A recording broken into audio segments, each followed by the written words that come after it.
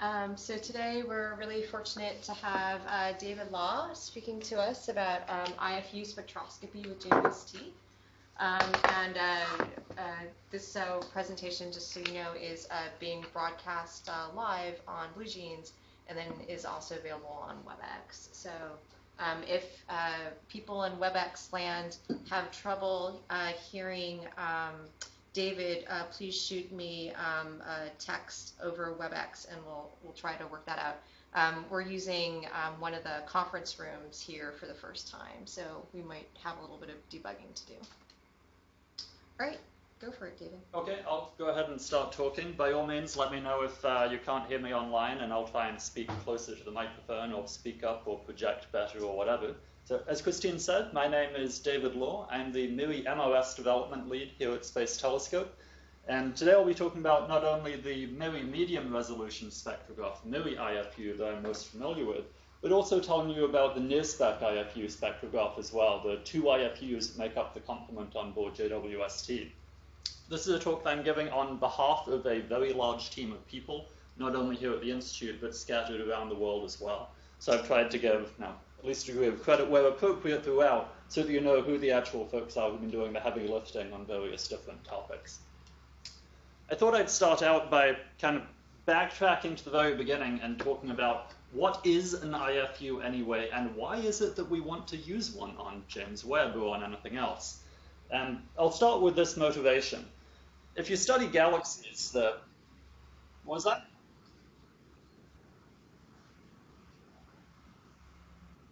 Okay.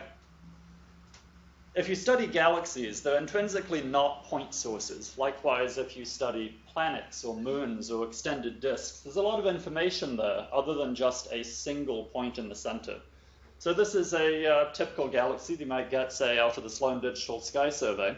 And the spectra that form the backbone of our understanding of many astrophysical systems come from something like this. A large chunk of our spectra of galaxies in the universe comes from the Sloan Digital Sky Survey. That's a fiber spectroscopic survey that works by sticking an optical spectroscopic fiber in the center of an object. From spectra of that region, you derive all the information that you might typically want to know about a galaxy. Information about star formation rate, how rapidly it's forming stars, whether or not there's an AGN living in the center, and how that contributes to the evolution of the galaxy surrounding it. Anything you might want to know about the chemical abundances from the ratios of strong nebular emission lines. Information about the kinematics of the galaxy, whether or not there's a large amount of dispersion or width in those lines, metallicity. All this information is coming from this one narrow little region in a galaxy in typical spectroscopic observations. But obviously there's a lot of the galaxy that you're missing. You can't say anything about how properties change throughout the object. You can't say anything about if the star formation changes in the central regions of the galaxy to the outer regions of the galaxy. And you're forced to do rough corrections based on imaging instead. Ideally, what you'd like to do is get spectra not just there, but there instead, so that you can actually say, how do properties change in the central regions of my object, in the disk, in the halo, or equivalently, if you're looking at a star-forming disk, if you're looking at a nearby moon or planet, how do the properties change instead of just all bundled together into one object? There's a couple of key observations we've already made with IFU spectrographs over the last 10 years or so that changed our understanding of how galaxies work in the universe. Here's an example, for instance, coming from the Atlas 3D survey, which was looking at a sample of a few hundreds or so of early type galaxies in the nearby universe. What they found was that elliptical galaxies actually have a large amount of rotation in them, instead of the more traditional Hubble tuning fork sequence where elliptical galaxies are red, dead, dispersion-dominated galaxies, and spiral dark galaxies are the flattened ones where star formation is going on. Elliptical galaxies have a lot of rotation in them as well. And that's something that you wouldn't have been able to learn unless you could put an IFU on the object to actually see how the stars, and in some cases it turns out the gas, are moving. So they recast the Hubble sequence more in terms of a cone instead, where instead it's a gradient in terms of the amount of velocity support in a galaxy. The slow rotators, the dispersion-dominated ones, do tend to be the ellipticals, but a lot of ellipticals actually live out in the fast rotation land as well. And their main distinction from the spiral galaxies is what they have in terms of gas content. More recently, here's a couple of quick pictures showing what you can do with IFU surveys of large numbers of galaxies. So the statistics that we had earlier from the Sloan survey I mentioned, if you bundle those fibers together and do IFUs, you can now learn about galaxies and their resolved properties. Here's a couple examples. On that top row, I'm showing you a interacting galaxy from Sloan. The left-hand panel is a color image of the galaxy. You can see if you look at it in H-alpha emission, though, that it's a really neat system. That larger galaxy of the pair is actually a ring. There's a ring of star formation traced in H-alpha that you can see that's possibly being excited by the interaction with that companion. If you look at the velocity, you can tell what's going on in each individual component, how they're both rotating separately. On the right-hand panel, looking at the H-alpha velocity, for instance, you can see the distinct red and blue shifted regions of each one of those galaxies. Similarly, you can do any kinds of chemical analyses that you want as well. That's what I'm showing you down at the bottom from a recent paper by Francesco Belfiore, where you can map out the strong nebular emission lines throughout these galaxies and say, what are the contributions to the ionizing mechanisms at each location? What is the physics in the galaxy? No longer just in the core, but throughout the disk. They can tell you about whether or not you're nominated by star formation, by shocks, or by a harder ionizing spectrum, say, from evolved stars. There's a couple different ways you can go about doing that. The term IFU I should probably define as well. An IFU, strictly speaking, is an integral field unit. The entire idea behind the technique is that you want to somehow chop up your input focal plane of a given object, be it a galaxy, a nearby planet, a stellar disk, or what have you. There's a variety of different ways to chop up that input focal plane. Ones I'm showing you on the top are by either lenslets or fibers. That is, you can stick an optical fiber at different regions on an object, you can pipe that over to a spectrograph slit head and then disperse it on the slit just like standard multi-object spectroscopy. You can also do a slicer type technique where you abut multiple mirrors right up next to one another and effectively put lots of little long slit slices all next to one another and then in turn disperse that on a slit. The IFU is the element in the system that actually does that chopping up of the input focal plane. That gives you spectra with which you can do integral field spectroscopy, or IFS. You'll often hear IFU and IFS used more or less interchangeably, but they have slightly different meanings. In all of these techniques, though, the upshot is that what you have to do science at the end of the day is a three-dimensional cube of information, 2 spatial dimensions on the sky, and 1 spectral dimension, the spectrum at every point in the object that it is you're looking at. These are becoming actually fairly commonplace instruments, both now and looking forward into the future. So this slide is by far not complete, but just gives you an idea of what the kind of complements of IFUs are that are proliferating on current and next-gen facilities. At the VLT, Symphony, MUSE, and KMOS are all providing wonderful insights into what we know about galaxies in the distant universe. On Keck, the OSIRIS spectrograph has been around for about 10 years, and KCWI, the Keck Cosmic Web Imager, is soon to be coming online. All of the major next-generation 30-meter class facilities will have IFUs as part of their standard science complement. TMT, GMT, and EELT will all have these as an important part of them. And then the reason why we're here today to talk about JWST, which will be putting the first near and mid-infrared integral field spectrographs into space. Similarly, it looks like even the mission following on, WFIRST, may have an integral field channel as well, further showing the power that these can have for next-generation observatories. The motivational reason for putting IFUs on James Webb, I've already told you about what it can do for us science-wise. But the reason why we want to put IFUs in space as well, there's 2 of them. First is the atmosphere, and the second is the atmosphere. First of those, to explain what I mean a bit more, is the transmission. The plot here I'm showing you the transmission window, so how opaque the atmosphere is as a function of wavelength when you're observing from the ground. And you can see that although there's some regions of good transmission in the near infrared, and by the time you get out into the mid-infrared in particular, you get large stretches of wavelengths where there's almost 0 transmission through the atmosphere, and you just cannot study astrophysical objects at these wavelengths from the ground. So if your favorite high redshift galaxy happens to land at these wavelengths, you can't study it. If your favorite organic molecular absorption feature in your planetary spectrum happens to land at these wavelengths, you can't study it. That's one reason to go to space. We get complete coverage all the way out from 0.5 micron to 28 microns. The second reason is how bright the atmosphere is. So in addition to absorbing incoming light, the atmosphere itself glows with its own temperature. And that's particularly pronounced as you get further and further into the infrared. So here now is a somewhat dated, but still more or less applicable figure showing effectively what the background is from typical ground-based sites, where you can see a forest of OH-type features at shorter wavelengths especially, versus what we're going to be expecting to get from space with JWST. And in the mid-infrared in particular, there's a factor of about 10 to the 6 or so in difference in effective background, which is not only useful, it is transformational in terms of what you can get access to for the astrophysical objects that you can study. So what I'll be doing for the course of the next 50 minutes or so is I'll give you a basic overview of the two spectrographs on Webb and how they're built, how they're configured, etc. I'll start with the MIRI-MRS, the medium resolution spectrograph. I'll point you in particular to another talk by Alvaro Labiano that he gave recently, the ESAC meeting, in which he goes into a bit more detail than I'll have time to today.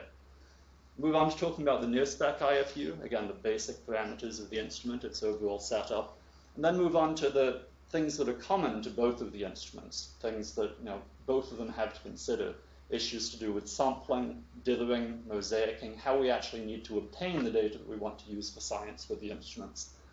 I'll talk about the software-specific issues for IFU cube building, how we're going to make the data products that we want to use for our science, and roughly what some of the limits of the two sets of observations are going to be, before wrapping up with what I think some of the early science highlights might be. And by all means, at any time, jump in if there's questions before I move on to the next topic. So the MIRI-MRS, the mid-infrared instrument, was developed jointly by the USA and the European Consortium through ESA. It's led by co-PIs George Ricci of the University of Arizona and Gillian Wright, the EU PI from the UK ATC, with a lot of work also from Alistair Glass and Mike Ressler. Since it's the only mid-infrared capability from JWST, it's necessarily multifunctional. It's all of the coverage from 5 to 28 microns. It combines imaging, spectroscopy, and coronagraphy, which I'll talk a little bit more about in a moment. Down at the bottom is just a quick picture showing what the instrument actually looks like as of early flight testing at Rutherford Appleton. Here's where it sits in the focal plane. So what I'm showing you here is a map of the focal plane distribution of things in JWST. The FGS, the fine guidance sensors, are down on the bottom, with the NIRCam imaging regions sitting near to those, since that's where we need the absolute best possible image quality at short wavelengths. MIRI sits kind of off up to the top right. That big colorful square that you can see there is the MIRI imager, divided into the actual imaging region and the chronographic regions. And that tiny little rectangle that you can see up in the corner there above the number 113, that's the MRS IFU that we're interested in talking about today. I can blow that up though so that you can see it a little bit better. Here's now a diagram of what those two fields of MIRI look like. On the left, I'm showing you the MIRI imager. This is a flood-illuminated image of the detector showing the various different regions. That big rectangle to the right is the main MIRI imaging region that you'll use if you're doing imaging observations with MIRI. Those four illuminated square regions off to the left are the MIRI coronagraphs. Similarly, there's also low-resolution slit and slitless spectroscopy that also get placed on this detector.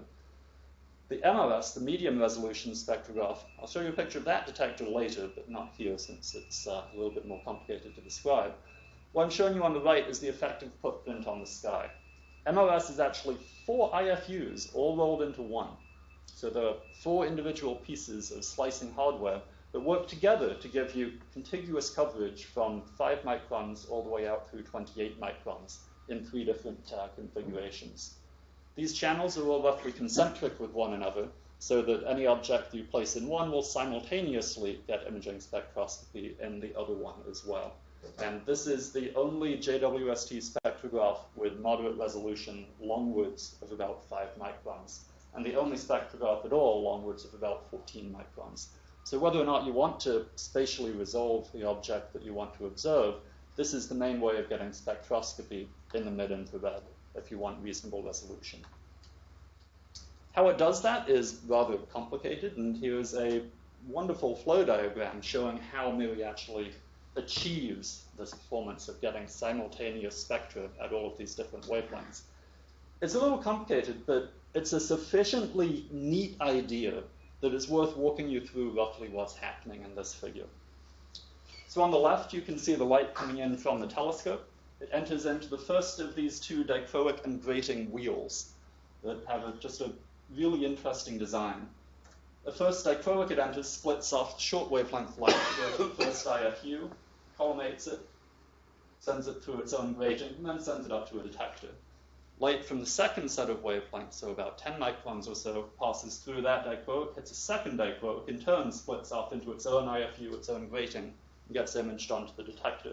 A similar kind of thing for the channels 3 and 4 light as well, where everything has its own set of IFUs and gratings.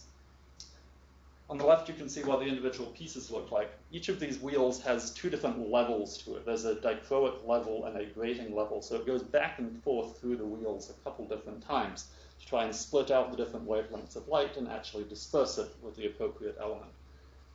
These wheels can rotate together, and in 3 configurations, they can span the entire wavelength coverage that Mary wants to cover from 5 through 28 microns. Here's what the detector data look like. Those channels are split onto 2 different detectors. The short wavelength channels, channels 1 and 2, so roughly 5 micron and roughly 10 micron light, show one detector, and then the long wavelength channels show another detector, channels 3 and 4. And this is what the actual images look like. What you're looking at here, each channel has about a half of a detector, and those tall vertical bars that you're looking at are all long slit spectra. So if you pick one of those rectangular bars, you've got the spectrum dispersing upwards in wavelength, and then the actual location along the slit is those pixels next to each other and the width of each one of those slices. It chops things up in 3 configurations. So you can set the dichroic and grating wheels I showed you on the previous slide to 3 configurations, either A, B, or C. The wavelength range of each channel is too long to fit on an individual detector, so you chop it up into these 3. The A setting gives you the first third of each channel, the B setting gives you the middle third, and the C setting gives you the final third of each channel. So if you want to obtain continuous IFU spectra of the entire wavelength range, you need 3 exposures, an A, a B, and a C exposure. And then you can stitch them all together into continuous observations with no break. The scale of the slices changes slightly from channel to channel, since the size of the PSF obviously increases with wavelength, and that's designed to increase roughly in tandem with that. Here's again what it looks like on the sky, and just a image for reference showing you what the effective coverage of those different subbands are. So the 1A exposure, for instance, gives you about 4.9 through 5.8 microns coverage. Similarly, it goes out to about 7.7 microns once you include 1C. So again, in order to obtain full spectra of an object, you need to take 3 sets of observations, 1 at each wheel configuration. Excuse me. So is the implication you'd be simultaneously observing, say, 1A, 2A, 3A, and 4A, and you can't mix and match? In other words, it's no, you can't mix and match. You have an A configuration, and your detectors are then 1A, 2A, 3A, 4A spectra. Yeah. So this is nominally what the fields look like on the sky. They're obviously a little idealized in this case. They're nice rectangular things. If you plot what they actually look like, they're more like this, with individual slices sticking out beyond the nominal footprints. But the way that we've designed the footprints that we're showing at the moment is so that you can be guaranteed, if you're interested in some astrophysical object, if it falls within the boundaries of that rectangle, it'll be on the spectrograph. You should be good to go. You might get a little bit extra for free around the edges as well. How we're planning on actually taking these observations, obviously MOS is a very complicated system. Unlike NIRSPEC, we can't obtain undispersed images on the detector. We can't just turn off all of the gratings and get a single band image. So in order to actually center up on our object before taking observations, we use the MIRI imager in concert with the medium resolution spectrograph. Here I'm showing you the relative fields of the imaging region and the MRS over a nearby galaxy. There's a small little region at the top right of the imager that we use for target acquisition. So center up there before you send an object to the MRS. You'll get to choose a target acquisition object in sequence when you're designing an observing program.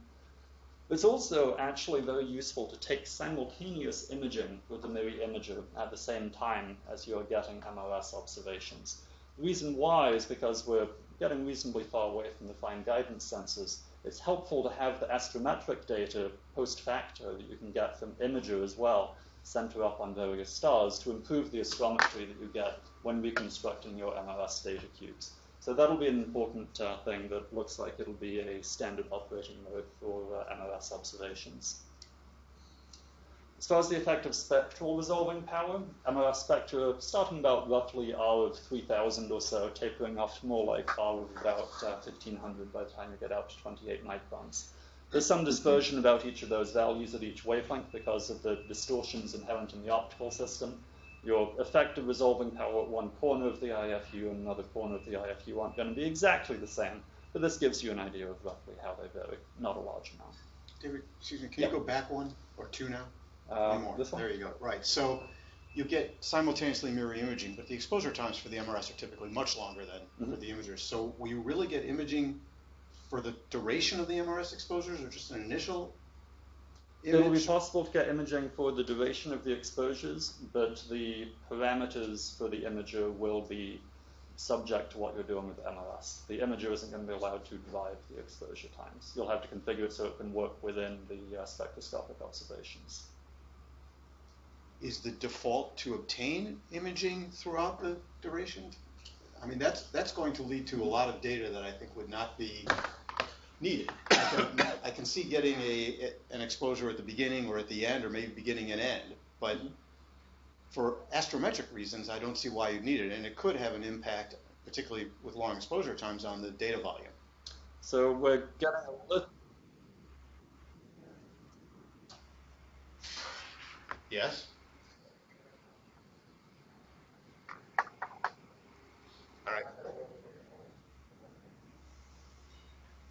Okay. It is an ongoing conversation. So I'll pause there before going on to NIRSPEC and ask if anybody else has any more questions about MIRI before we proceed. If you're online and would like to ask a question, please feel free to unmute yourself and ask your question.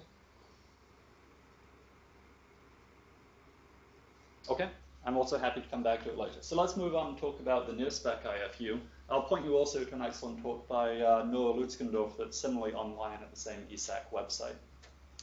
NIRSPEC is the near-infrared spectroscopic capability for JWST. Similar to MIRI, it's built in collaboration between NASA and ESA, in this case led by Pierre Faury and Peter Jakobsen.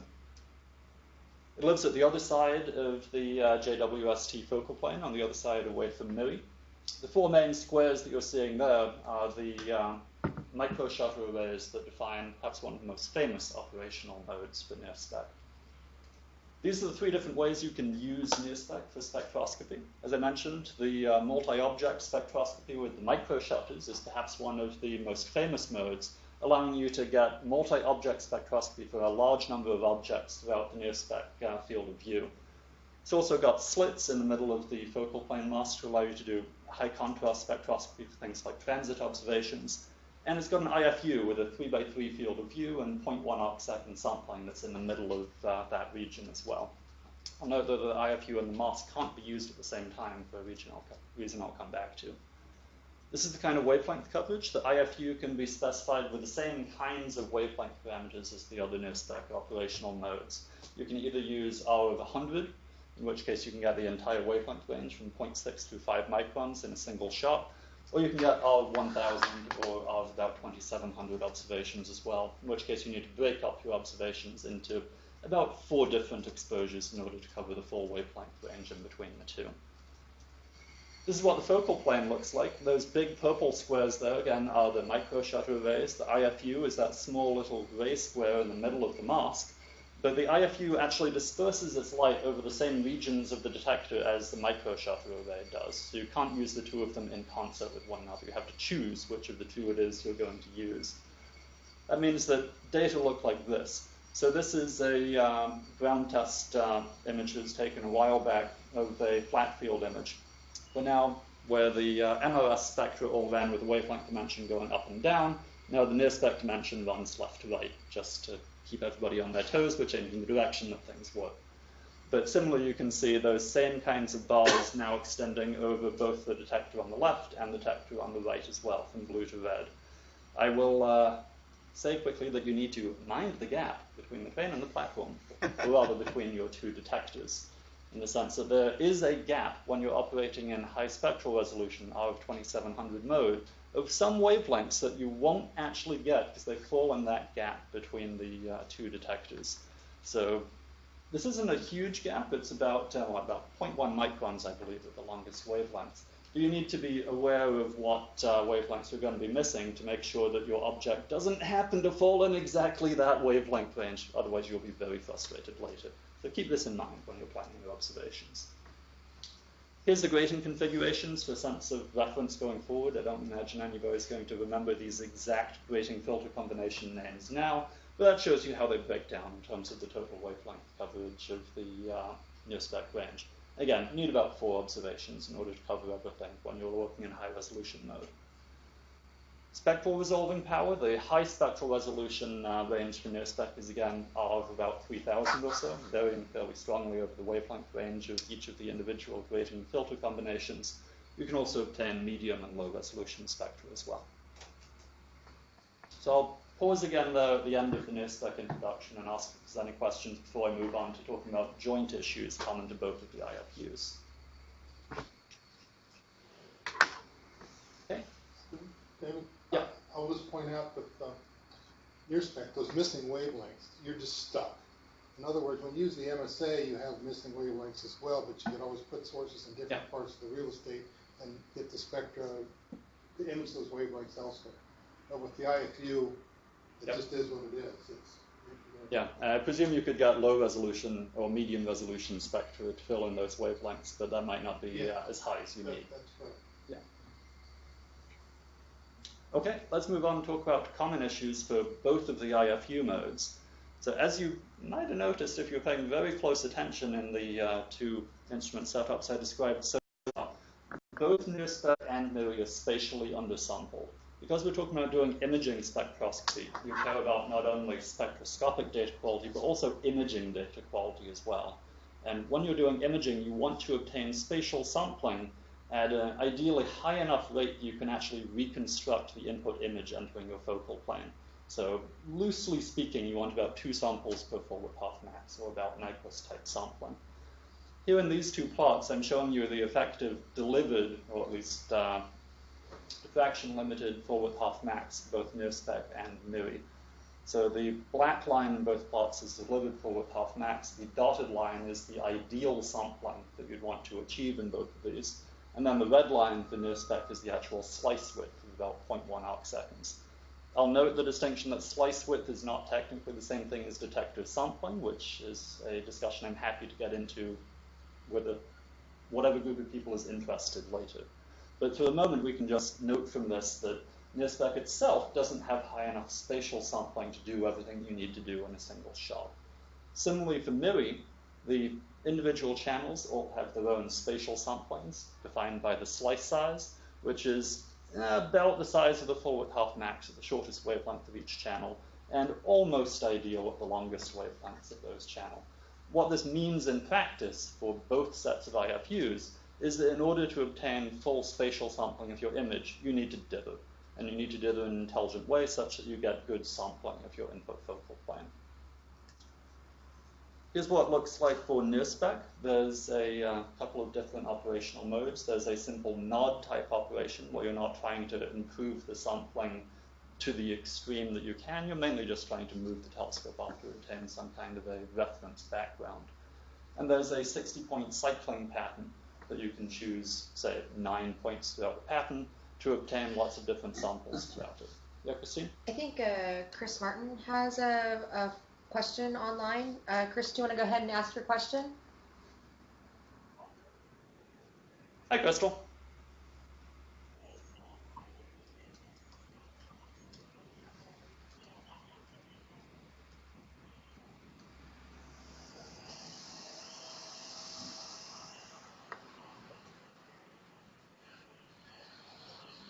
Right.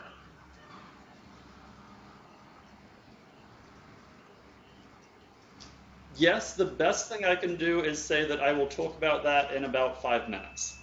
And if I don't answer your question then, ask it again. Sure.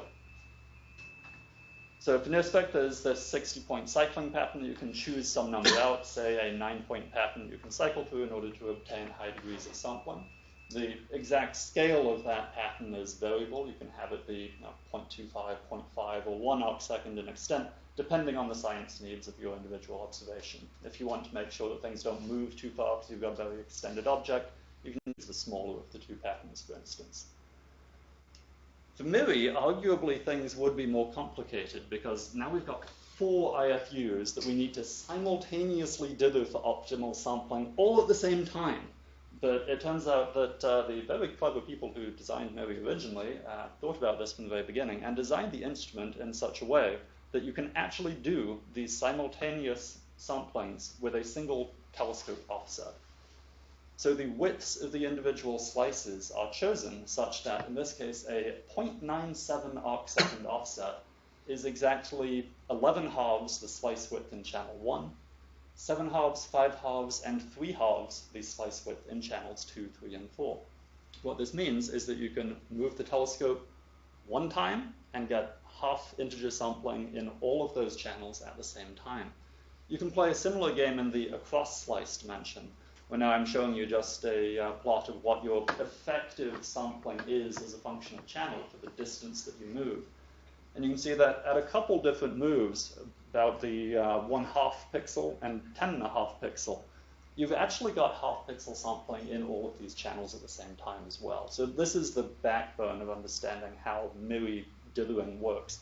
We're going to do simultaneous optimization for all of these channels at once. And is the field small enough so that that holds true throughout the field size? Definition, I'll get back to that in about 1 minute. So that is, as you were just saying, the ideal case in where we live in a world with no distortion and everything is perfect. In that case, we can do this 2-point dither pattern to obtain ideal sampling at all wavelengths at the same time. This is what I'm showing you on the right-hand side here. I'm showing you now the various different fields of view color-coded, along with the dither location offsets.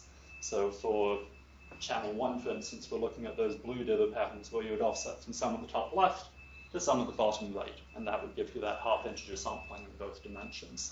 There's a couple different orientations, so you can offset top left to lower right, or top bottom left to top right, depending on the orientation of your astrophysical object of interest. There's versions of these for each one of the channels. The idea is that if you're looking at point sources, you want to get a lot of separation between the two different images, so you might want to have the maximum possible separation between any two dithers. If you care about all wavelengths, you want to make sure you don't move off of your small IFUs. You might have one kind of a throw. If you only care about observations at 25 microns, maybe you don't care what's happening with the 5 micron data, and you want to have a larger separation. And that's what the channel 4 optimized dithers are for. As you said just a moment ago, Scott, we don't live in such a perfect world, and there are significant optical distortions. What that means is that even though we've done a half integer offset in the middle of the IFU, near the edge of the IFU, we're suddenly almost exactly integer again, which is bad. So that's why we generalize that to a 4-point pattern. There's a large move that gives you the half integer sampling throughout most of the field, and then an additional small move that gives you that half pixel sampling even given the distortion. So what we're recommending for standard MIRI observations is we use this 4-point optimized for all dither pattern for most MIRI observations. That'll give you the sampling that you need at all wavelengths, even in the realistic case of distortions in the field. There's also a small extended pattern that we're providing as well, which is those black points in the center of the field that we're looking at, which are provided with the motivation that if you're looking at a big extended object, or if you're doing mosaicing of a large field, you might not want really large offsets between individual pointings. You might just want small little dithers that are good enough to give you better sampling, but not so large that it changes where you're pointing on the sky significantly. So those are included as part of the patterns as well. In practice, it is actually going to be fairly simple how to specify what you're doing with your dithers. You're going to have a few choices, largely from just drop-down menus that we're working on implementing at the moment. You'll have to choose what your primary channel of interest is. That's going to define your pointing origin. Where do you put the object in the field of view? Is it the center of channel 1, center of channel 4? They're almost, but not quite the same thing. If you're mosaicing, which fields do you abut against each other? Do you make sure that all of your channel 1s overlap, all of your channel 4s, etc.? Within that, you can choose whether you have 2 or 4 points. whether or not you optimize it for an extended source or any individual channel, depending on what the orientation of those is. There'll be a nice way of visualizing this ultimately, but there'll be a fairly limited set of choices. Again, we're going to be recommending a 4-point ball pattern as the standard. Here's just a couple of illustrations of what you get when you go beyond simple dithering to mosaicing of large fields. This is an illustration of mosaicing with NIRSPEC from an early implementation in APT. In this case, showing NIRSPEC IFU field mosaic to cover the central regions of a galaxy. Here's an example showing simulated MIRI-MRS mosaic data. This is now using a simulated star field, but these coordinates aren't real. Don't go look at this. This isn't something that exists. It's just to prove that the coordinate system is getting through the pipeline in the right way to the simulated data. In this case, it's about 12 or so simulated fields that have all been put together just to show how the mosaic can work. So if there's no more questions on dithering, I'll move on to talk about the question that Crystal brought up, which is, okay, this all sounds great, but how does it actually work that we can do this? How can we actually reconstruct the spectra that we're interested in working with? So this is a general overview of what happens in the JWST pipeline. I'm not going to attempt to go into it in detail because that is another entirely hour-long talk in its own right. What I'm going to focus on instead is the stage, this CalSpec 3 stage, one of the last stages in the pipeline, where we're applying specifically IFU-specific algorithms.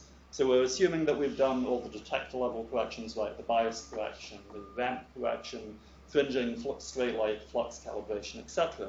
And we're now going to just talk about, okay, I've got all these calibrated samples of what is where on the sky. How do I turn that into an astrophysically easy to work with format? How do I build my data cubes?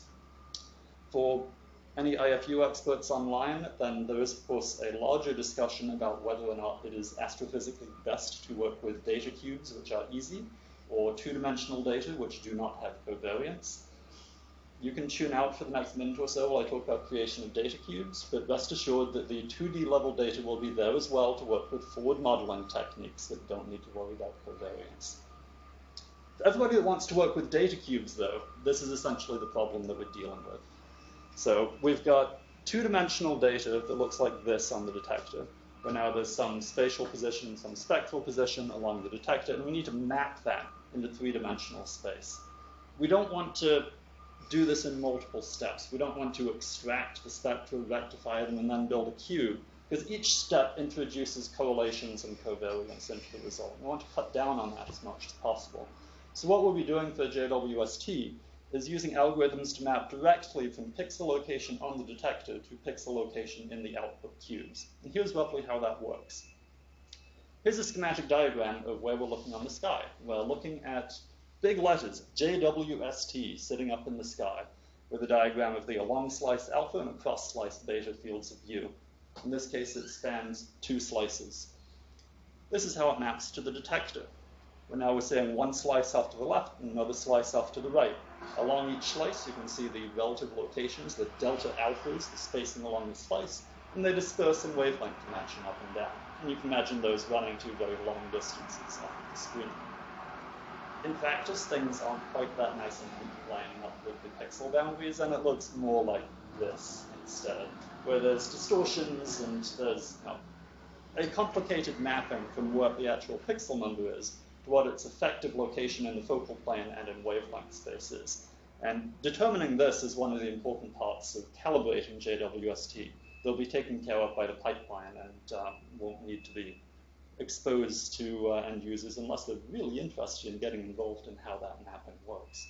But how we go from this to data cubes is we describe the individual locations of the central parts of each of those pixels.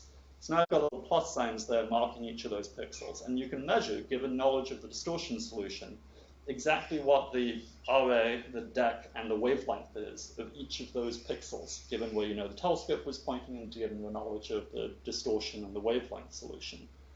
What we do is then take all of those pixel locations and the associated values with them and map them into cube space. So now I'm just taking those exact values, those different realizations of the input intensity field, and I'm just rearranging their locations. So now I'm orienting them in terms of rate ascension, declination, and wavelength. Here I'm showing you the black points are the points at a particular wavelength in that output cube that I'm working on making, with the gray points kind of marching backwards in wavelength space to show you the idea of how other pixels on the detector land in wavelength. At a given slice in the cube, you can then build an image from that data. This is showing you two dithered exposures, a red and a black exposure, showing you how they interleave on the detector, on the cube. This now becomes a fairly well-studied problem. It's a regularization problem. Given multiple irregularly distributed samples of an input intensity field, how do you then regularize that to a more gridded type framework? And this is something that's fairly well-studied. One of the methods that we're testing at the moment for doing this is a modified Shepherd method. You can use inverse distance type weighting from each of these points to try reconstructing a regularized version of the intensity field. This is something that's been used by a lot of ground-based IFU surveys with success.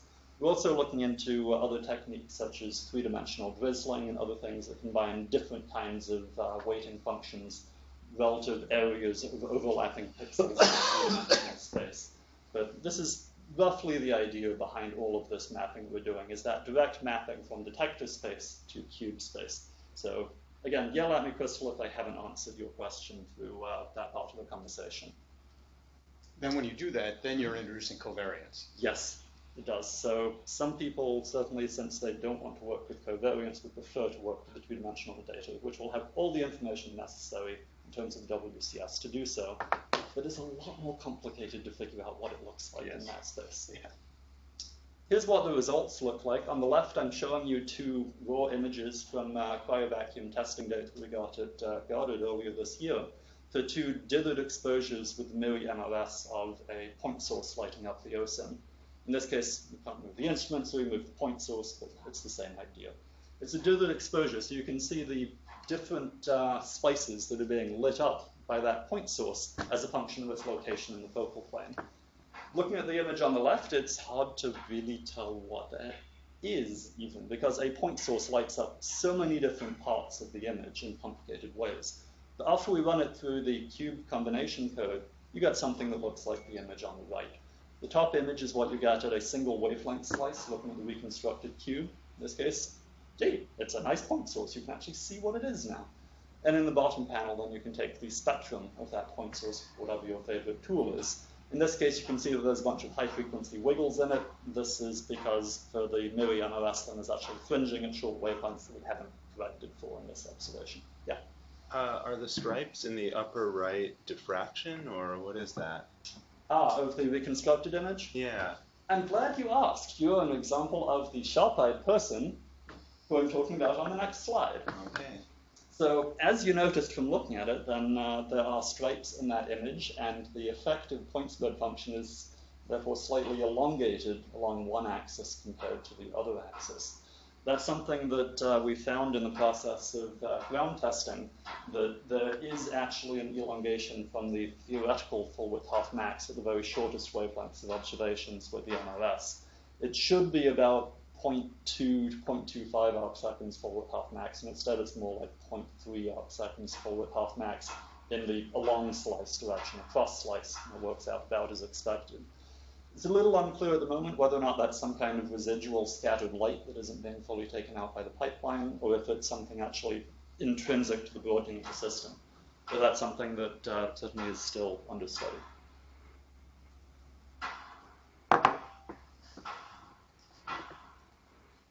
So that kind of ends the section on IFU cube building. At this stage, then, we now have a fully calibrated IFU Data Cube so that you can do your science by saying, pop it open in whatever your favorite viewer is. You can see how it looks spatially, spectrally, without any need to reconfigure a complicated detector format view of it. It's a simple array by depth by wavelength cube.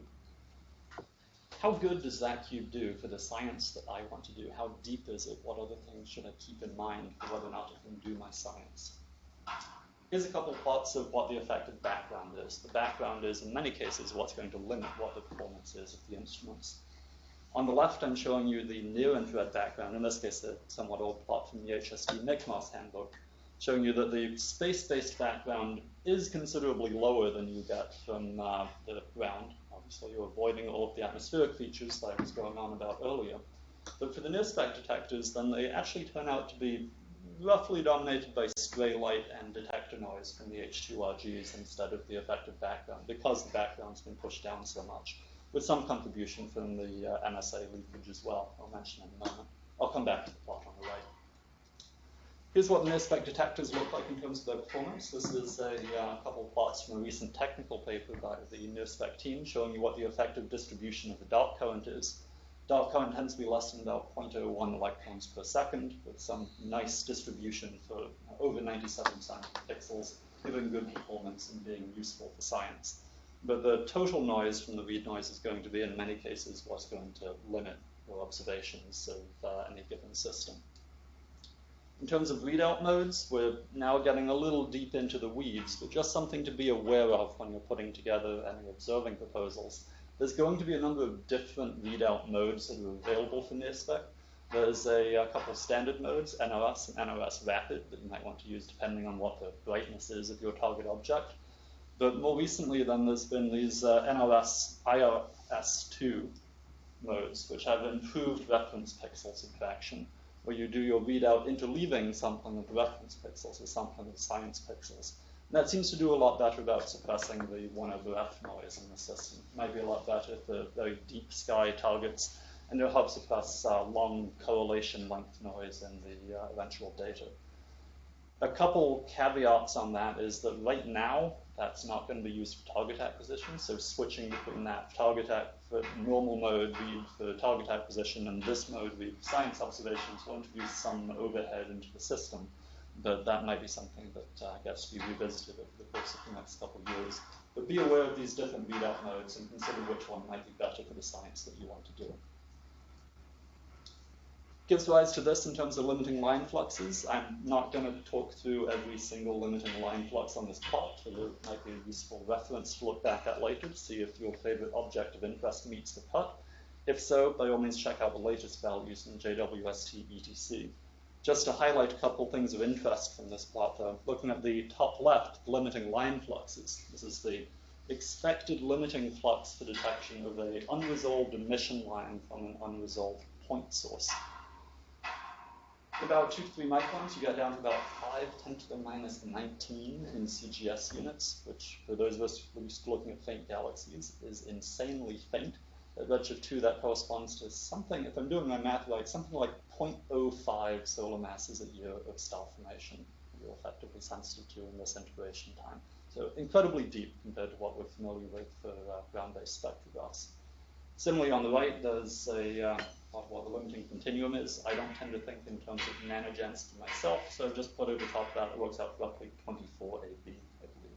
Since for many people, that might be a bit more of an intuitive way of thinking about it. Just one thing on that. Most of the sensitivity for JWST instruments is signal noise of 10 in 10,000 seconds, but there you say 100,000. Are you sure that's correct? This is taken off of the handbook. I'm pretty sure that's right. Okay. I acknowledge your point, but that's the way they do it. Yeah, I was a little surprised seeing that as well, but the numbers seem to work out from a couple tests. Just want to make sure it wasn't a typo. Yeah. When you go looking at MIRI, then now you're suddenly dominated by the background signal when you're trying to do your observations instead. At short wavelengths, MIRI seem to be dominated mostly by the zodiacal light, and at longer wavelengths, it's mostly the terms of the telescope itself, thermal emission from JWST that limit your background. So MIRI has a cryocooler on board it, which cools the detectors themselves to about 7 degrees, but there's still a large thermal component from the rest of the observatory that we need to work with. The cryocooler is necessary to not be completely blown out by the thermal background in order to actually operate the silicon arsenic arrays, but the cryocooler makes things possible. It seems to be performing well, and because of how it's designed, it won't be a limit on the lifetime of JWST. So allow MIRI to keep on operating throughout the lifetime. Here's what the MIRI limiting line fluxes look like. Again, I'm not going to go trying to talk through each of these numbers in detail, but just to give a rough indication of where they correspond to, out by about 15 microns, The line sensitivity works out to about 10 to the minus 17 codes per second per centimeter squared, about 19 AB or so on the continuum. There's obviously weight limits as well. Not everybody like me spends time staring at the absolute faintest things they can possibly think of to look at in the universe. You do need to worry about weight limits, and there are some weight limit constraints on the observatory too. These are obviously also still works in progress, and for the latest values, check back with the ETC and online documentation. But just from these couple illustrations, for instance, you should be aware that there are potentially some exoplanet transit hosts that might violate those weight limits. So make sure for your object of interest to check that it doesn't violate any of these before we set it up to try looking at them. And these will, again, hopefully continue to evolve over the course of the next couple of years. The systematics I mentioned earlier, it's not all just thermal background or detector. There's a couple systematics to take into consideration for both NIRSPEC and NUI. For NIRSPEC, one of the biggest systematics is the microshutters. I mentioned that the IFU and the microshutters share the same region of the detector.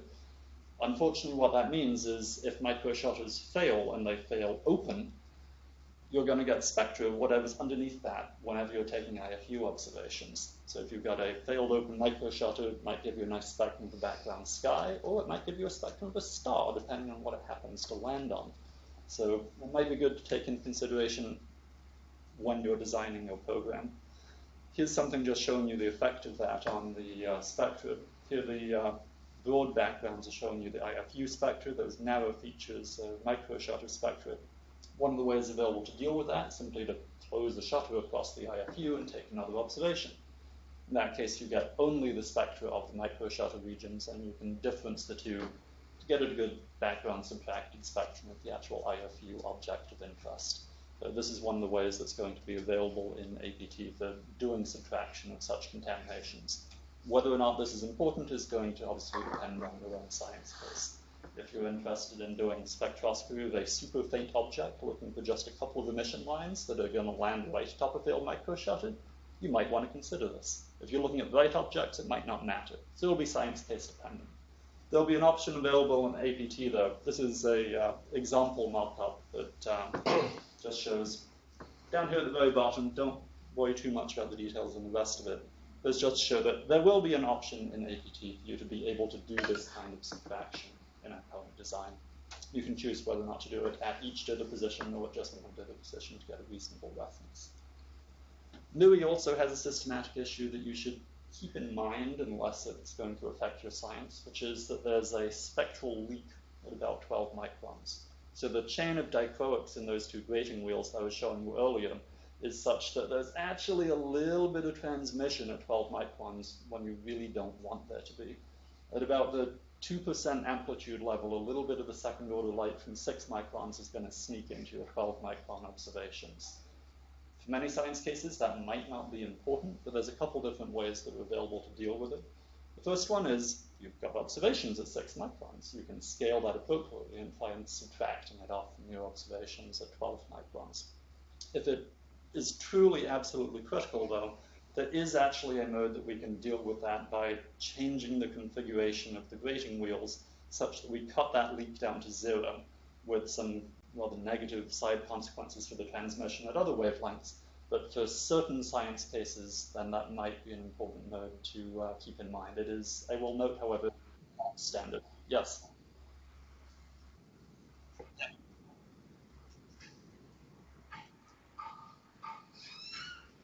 Not cycle 1, no.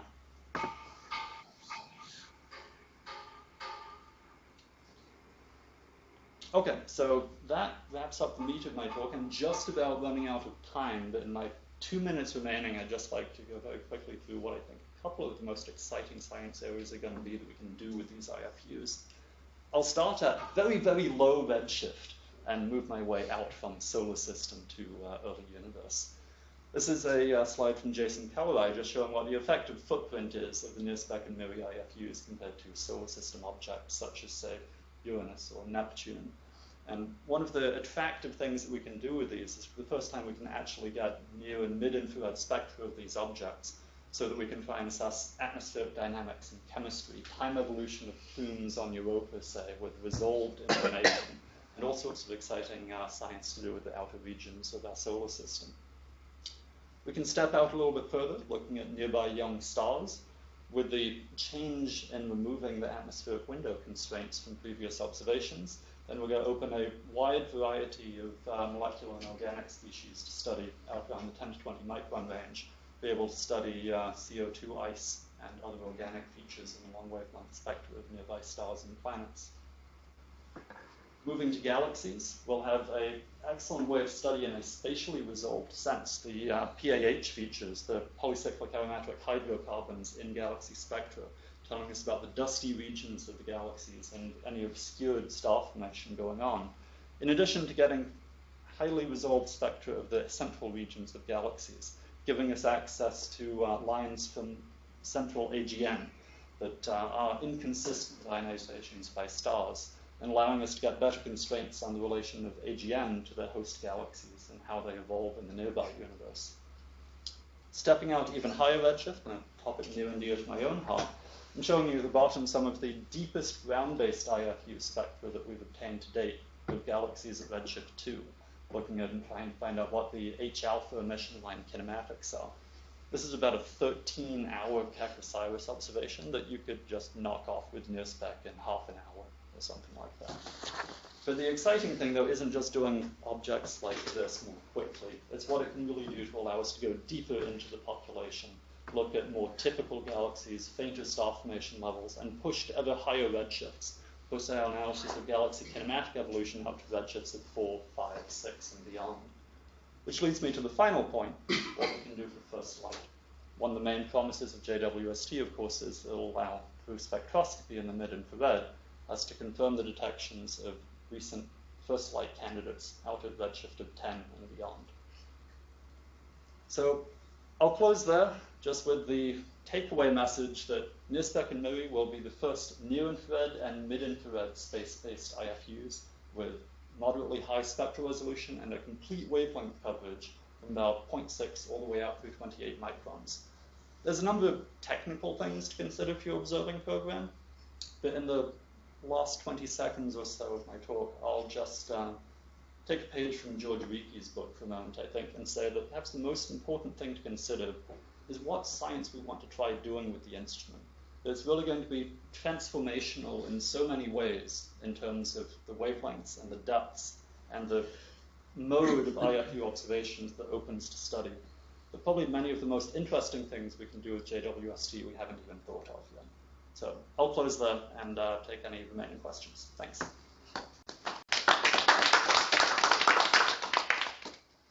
Does anyone in the room here have any questions for David? Doesn't look like it. How about online? Please feel free to unmute yourself to ask your question. Okay, if not, thanks again, David, for your very nice presentation. And we'll have another JWST community lecture in 2 weeks. And I think this one will be on absolute flux calibration. Great, thank you.